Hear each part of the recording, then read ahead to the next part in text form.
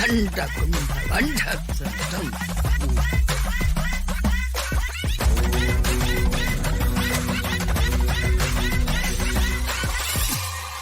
വേലയൊക്കെ ഇവരും പഠിച്ചോ?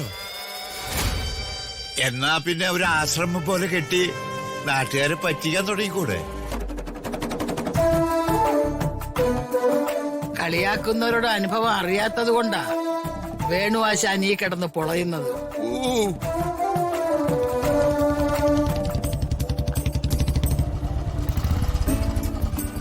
രാജു ഋതുമോളും വരുന്നുണ്ട്.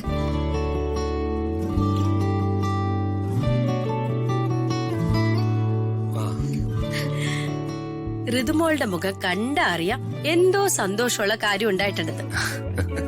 വ്രതം ലംഘിച്ചോ? ഒന്നും ഉണ്ടായിരിക്കല്ലേ. ഇവിടെ കുടുംബത്തിലുള്ളവർ സംസാരിക്കുമ്പോ വലിഞ്ഞു കയറി വന്നവരോട് ഇടപെടലെന്ന് വേണ്ട. ആരടാ വലിഞ്ഞു കയറി വന്നത്? ആരടാ? ഒന്ന് ചുമ്മാതിരിക്കെന്റെ അമ്മ. ഞങ്ങൾ ഇവിടെ ഒരു കാര്യം സംസാരിക്കല്ലേ. എന്തിനാ മോളെ പെട്ടെന്ന് അങ്ങോട്ട് ചെല്ലാൻ സാറ് പറഞ്ഞത്?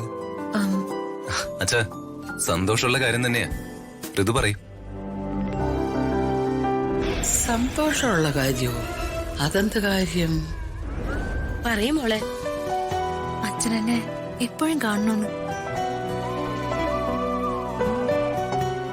അതുകൊണ്ട് ഒരു ദിവസം ഞങ്ങൾ ഇവിടെ നിന്ന അടുത്ത ദിവസം അവിടെ നിക്കണമെന്ന് അങ്ങനെ അച്ഛൻ പറഞ്ഞു.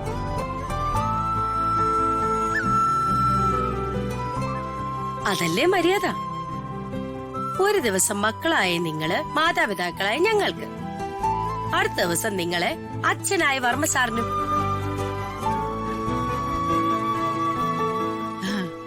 സത്യം പറഞ്ഞ ഒരു ദിവസം കൊട്ടാരത്തിലും ഒരു ദിവസം കുടിലിലും.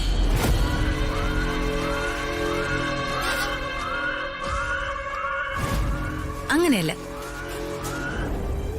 ഒരു ദിവസം ആ കൊട്ടാരത്തിലും ഒരു ദിവസം ഈ സ്വർഗത്തിലും. മോളെ,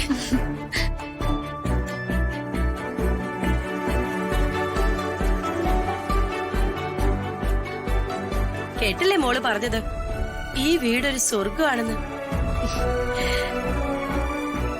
എനിക്ക് അസൂയ വരുന്നുണ്ട്. ഈ വീടൊരു സ്വർഗമൊക്കെ തന്നെയാ, അതിന് യാതൊരു സംശയമില്ല. പക്ഷേ ഈ സ്വർഗത്തിലൊരു പിശാചുണ്ട്. പേര് ഞാൻ പറയില്ല, ആളെ വേണമെങ്കിൽ തൊട്ട് കാണിക്കും.